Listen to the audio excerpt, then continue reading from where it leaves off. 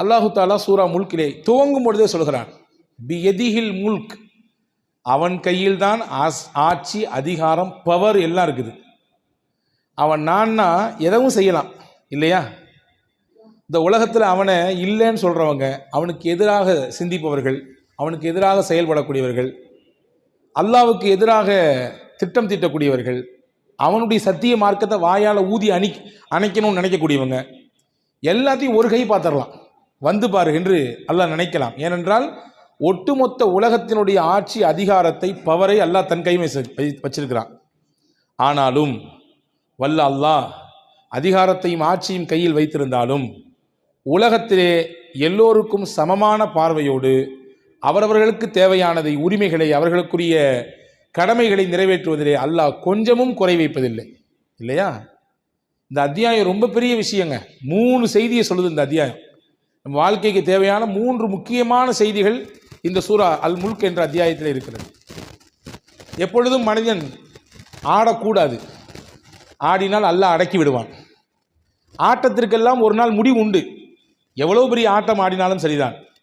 அதிகாரத்தை வைத்தாடு, அல்லது ஆட்சியை வைத்தாடு, அல்லது பொறுப்புகளை வைத்தாடு, அல்லது என்னிடத்துல வேற சில பவர்ஸ் இருக்குது அப்படின்றத வச்சு ஆடுறியா, ஆடிக்கோ. எல்லாத்துக்கும் ஒரு எல்லை உண்டு. ஒரு கோட்டை ஒரு புள்ளியிலிருந்து துவங்கினால் அந்த கோட்டை எங்கே போய் முடியும்? ஒரு புள்ளியில் போய் முடிய தான் செய்யும். முடியாமல் போகாத, கண்டிப்பாக முடிப்பான். அந்த முடிக்கும் நேரத்தில் அல்லாஹ் தன்னுடைய வல்லமை, பவர் என்றதை காமிப்பான். தன்னுடைய பவர் என்னன்றதை அங்கே காமிப்பான். எனவே அன்பு சகோதரர்களே, இந்த ஒரு வார்த்தை உங்களுக்கு போதும். இன்னைக்கு நடக்கக்கூடிய உலகத்தினுடைய நிகழ்ச்சிகளை நீங்கள் இத்தோடு ஒப்பிட்டு பார்த்து கொள்ளலாம். எதையும் நாம் உடைத்து பேச வேண்டிய தேவை இல்லை. நம்முடைய இந்திய நாட்டினுடைய நிலையாகட்டும், உலக அளங்கிலே முஸ்லீம்களுடைய நிலையாகட்டும், குறிப்பாக கஸ்ஸாவினுடைய முஸ்லீம்களாகட்டும், எல்லாவற்றுக்கும் ஒரு முடிவு உண்டு. நிச்சயம் அந்த நேரத்தில் அல்லாஹ் தன்னுடைய வல்லமையை, தன்னுடைய அதிகாரத்தை, தன்னுடைய சக்தியை இந்த உலகத்துக்கு காமிப்பான். நம்ம என்ன அல்லாஹ்ட துவா செய்யறானா, யா அல்லாஹ் அந்த சக்தியை நீ காமிக்கும் பொழுது அது உலகத்துக்கே ஹிதாயத்தா இருக்கணும். ஒட்டுமொத்த உலகத்துக்குமே அது ஹிதாயத்தா இருக்கணும். இப்போ கஸ்ஸாவினுடைய முஸ்லீம்களை பார்த்து எல்லாருமே பரிதாபப்படுறாங்க இல்லையா? உலகத்தினுடைய ஒட்டுமொத்த, இன்னைக்கு நம்ம நாடுகளில் தான் போராட்டம் நடக்கலை, வெஸ்டர்ன் கண்ட்ரிலலாம் பயங்கரமான போராட்டம் நடந்துட்டு இருக்குது. அவங்க சகோதர சமயத்தை பின்பற்றக்கூடியவர்களாக இருந்தாலும் கூட கஸ்ஸாவுடைய மக்களுக்கு விடுதலை வேண்டும் என்று ஒவ்வொரு நாளும் தெருவிலே இறங்கி கடுமையான முறையிலே அவர்கள் போராடி கொண்டிருப்பதை பார்க்க தான் முடியுது. எனவே அல்லாஹ்ட்ட நாம் கேட்கணும், யா அல்லாஹ் அந்த பகுதிக்கு நீ உன்னுடைய உதவியை கொடுக்கணும், உன்னுடைய வல்லமையை காமிக்கணும். அப்படி காமிக்கக்கூடிய அந்த இடம் இருக்குல்ல, ஒட்டுமொத்த உலகத்துக்கும் பாடமாக இருக்கணும். ஒட்டுமொத்த உலகத்துக்கும் பாடமாக இருக்கணும். கலிஃபோர்னியாவில் ஒரு 2 மாதத்துக்கு முன்னாடி திடீர்னு ஒரு தீ எரிஞ்சுதான். எங்கேருந்து எரிஞ்சிச்சு, எப்படி எரிஞ்சிச்சு? திடீர்னு பற்றிக்கிட்டு எரியுது, ஊரெல்லாம் பற்றிக்கிட்டு எரியுது. ஒரே ராத்திரியில் இயல்பாக இருந்த ஊர் அப்படியே மறுநாள் காலைல சாம்பலாக போயிருக்குது. எங்கிருந்து எரியுது, எப்படி ஏற்பட்டது என்பதே தெரியவில்லை. இதுதான் அல்லாஹ்வுடைய சக்தி, வல்லமை. அவன் நாடிட்டானா நிமிஷ பொழுதுல அப்படி தலைகீழாக மாற்றிடுவான். நம்ம அல்லாஹ்ட்ட கேட்க வேண்டிய பொறுப்பு என்ன? யா அல்லாஹ் நீ உன்னுடைய ஆட்சி, அதிகாரத்தையும் உன்னுடைய வல்லமையை காட்டும் பொழுது அது ஒட்டுமொத்த உலகத்துக்குமே ஹிதாயத்தை தரக்கூடியதாக இருக்க வேண்டும். அல்லாஹ்வுடைய வல்லமையை புரியக்கூடிய வாய்ப்பை அல்லாஹ் எல்லா மக்களுக்கும் நசீபாக்குவனாக. அன்பு சகோதரர்களே, சூரா முல்கிலே 3 செய்தியை நாம் பார்க்க போகிறோம். ஒரு விஷயம், முதல் விஷயம் என்னன்னா, சூரத்துல் முல்கிலே 30 வசனங்கள் இருக்கிறது. 30 வசனங்கள் இருக்கிறது. இந்த அத்தியாயம் என்ன செய்யும் அப்படின்னா, வல்ல அல்லாஹ்விடத்திலே நமக்காக வேண்டி மன்றாடும். உலகத்தில் யாராவது நமக்கு சிபாரிசு செஞ்சால் நமக்கு ரொம்ப பெருமையாக இருக்குது, ரொம்ப பெரிய ஒரு ஹெல்ப் கிடைச்ச மாதிரி இருக்குது. வச்சுக்கங்களேன், உங்கள் பையனுக்கு நீங்கள் வேலை தேடிட்டு இருக்கீங்க, கவர்மெண்ட்டில் ஒரு பெரிய ஒரு உத்தியோகம் காலியாக இருக்குது, உங்கள் பிள்ளை எக்ஸாம் எழுதியிருக்கிறாரு, எப்படியாவது அதுக்குள்ளே போயிடணும்னு சொல்லி நீங்கள் ஆசைப்படுறீங்க. ஒரு பெரிய நபருடைய ஒரு சப்போர்ட் உங்களுக்கு கிடைக்குது, ஒரு சிபாரிசு கிடைக்குது, அந்த துறை சார்ந்த அதிகாரியினுடைய நெருக்கம் உங்களுக்கு கிடைக்குதுன்னா எப்படி இருக்கும்? சந்தோஷமாக இருக்குமா, இருக்காதா? அல்ஹம்துலில்லாஹ், என் பிள்ளைக்கு எப்படியா வேலை கிடைச்சிரும், ஏன்னா அவர் ரெக்கமெண்டேஷன் பண்ண போகிறாரு. ஹஜ்ஜிக்கு எழுதி போட்டிருக்கீங்க, எல்லாத்துக்கும் விழுந்துருச்சு, உங்களுக்கு மட்டும் வெயிட்டிங் லிஸ்ட்டில் இருக்குது. ஹஜ்ஜி கோட்டாவில் இருக்கக்கூடிய ஒரு முக்கியமான ஆள் சொல்கிறாரு, பரவாயில்ல, நான் எப்படியாவது எனக்கென்று சில கோட்டாக்கள் இருக்குது, அதை பயன்படுத்தி உங்களை உள்ளே ஏற்றிடுறேன் அப்படின்னு சொல்கிறாரு. நமக்கு எப்படி இருக்கும்? ரொம்ப சந்தோஷமாக இருக்கும். பொதுவாகவே யாராவது நமக்கு தெரியாத இடத்துல சிபாரிசு செய்தால் சந்தோஷமாக இருக்கும். ஆனால் அல்லாஹ்ட்ட சிபாரிசு செய்ய முடியாது. போயிட்டோம்னா எல்லாரும் நிற்க தான் ஆகணும். ஆனால் சில விதிவிலக்குகள் உண்டு, சில விஷயங்கள் அல்லாஹ்ட்ட சிபாரிசு செய்யும்.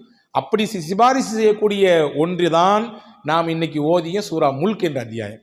யார் இந்த அத்தியாயத்தை ஓதுகிறார்களோ அல்லாஹ்விடத்திலே அது சிபாரிசு செய்யும். நாங்கள் ஸல்லல்லாஹு அலைஹி வஸல்லம் இல்லையா, ஹதீஸிலே வந்திருக்கிறது, நபிகள் பெருமானா ஸல்லல்லாஹு அலைஹி வஸல்லம் சொன்னாங்க, ஷஃபஅத் லி ரஜுலின் ஹத்தா கஃபர லஹு.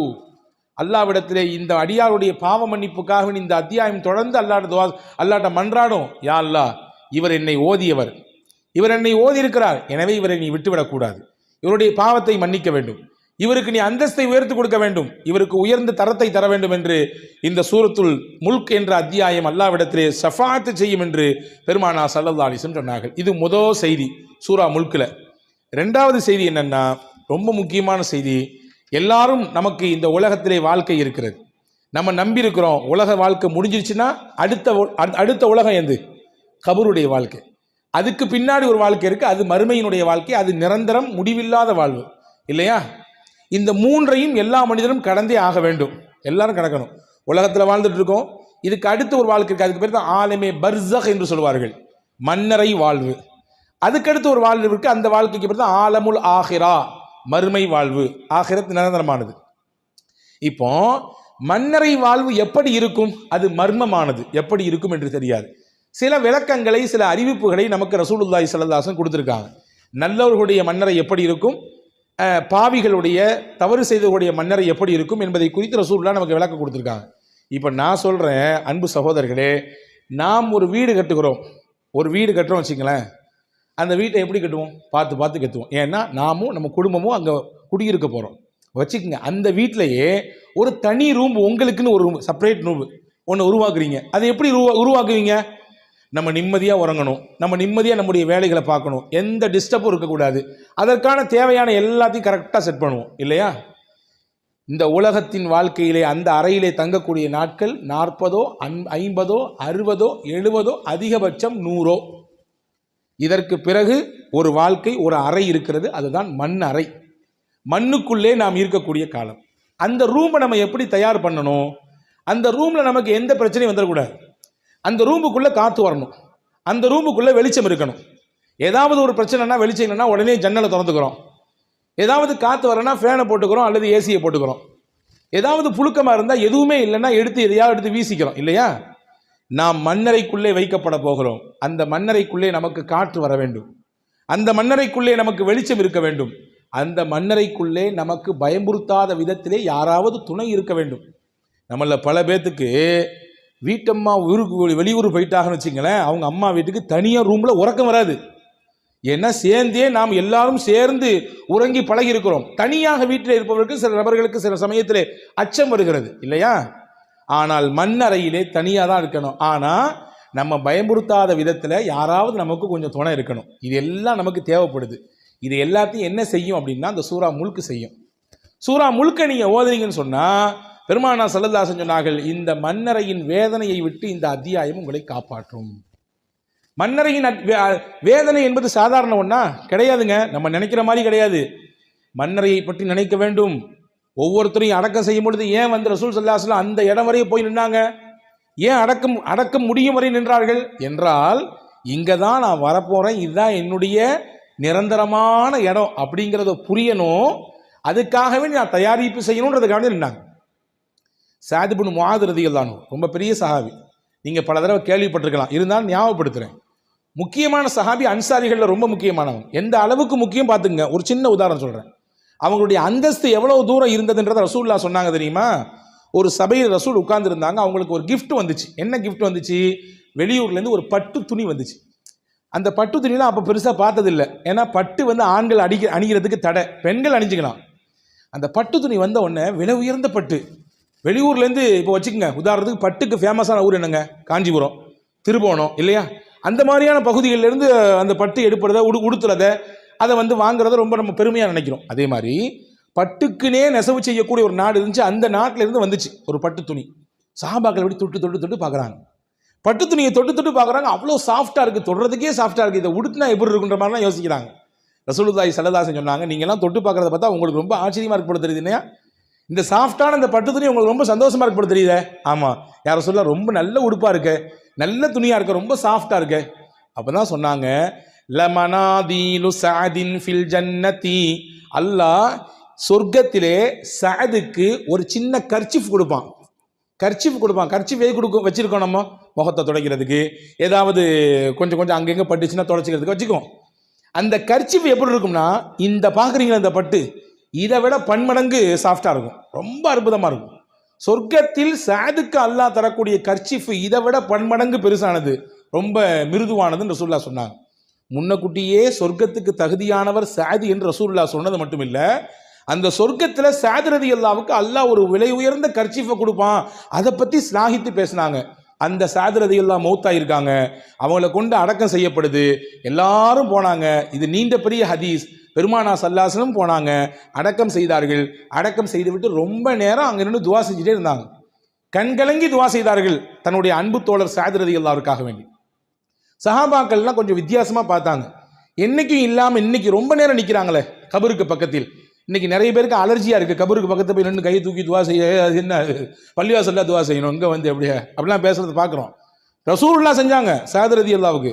நபியை விட நமக்கு மிகச்சிறந்த வழிகாட்டி யார்? ரசூலுல்லாஹ் நின்று துவா செய்தார்கள். இப்போ சஹாபாக்கள்லாம் எல்லாம் முடிச்சு வெளியே வந்தோன்னு கேட்டாங்க நபி இடத்துல, யார் ரசூலுல்லாஹ் இன்னைக்கு வித்தியாசமாக நீங்கள் துவா செஞ்சீங்களே, என்ன காரணம்? இப்போ ஸல்லல்லாஹு அலைஹி வஸல்லம் கண் கலங்கி சொன்னார்கள், என் அன்பு தோழர் சாது ரலியல்லாஹு அன்ஹு இவருடைய மௌத்துக்காக வேண்டி அல்லாஹ்வின் அரிஷே கொஞ்சம் ஆட்டம் கண்டு விட்டது. தஹ்தஸ்ஸல் அர்ஷு பி மௌத்தி சஅத் இப்னு முஆத், சஅத் இப்னு முஆதுடைய மரணத்திற்காக வேண்டி அல்லாஹ்வின் அரிஷு குலுங்குச்சு. அப்படி அந்த பதட்டம், அவருடைய மரணத்தை கேட்டு ஷாக் ஆகிறோம்ல.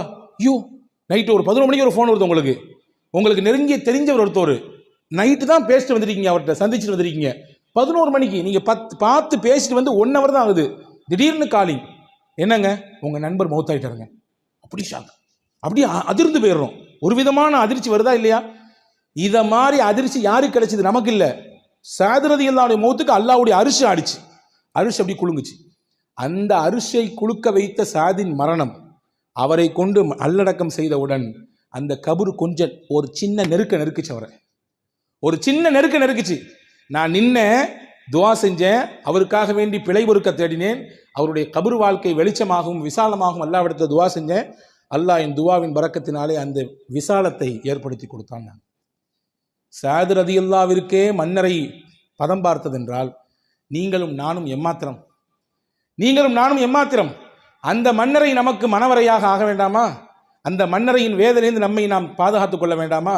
பாதுகாக்க வேண்டும் என்று விரும்பினால் ஒவ்வொரு நாளும் சூரா முல்க் ஓதுங்கள், ஒவ்வொரு நாளும் ஓதுங்கள். பெருமானா ஸல்லல்லாஹு அலைஹி வஸல்லம் சொன்னார்கள், கபரின் வேதனையிலிருந்து சூரா முல்க் உங்களை காப்பாற்றும். எந்த அளவுக்கு ரசூல் ஸல்லல்லாஹு அலைஹி வஸல்லம் சொன்னாங்கன்னா, சஹாபாக்கள் சொல்றாங்க, நாங்க சூரா முல்குக்கு ஒரு பேர் வச்சிருந்தோம், அல் மானிஆ.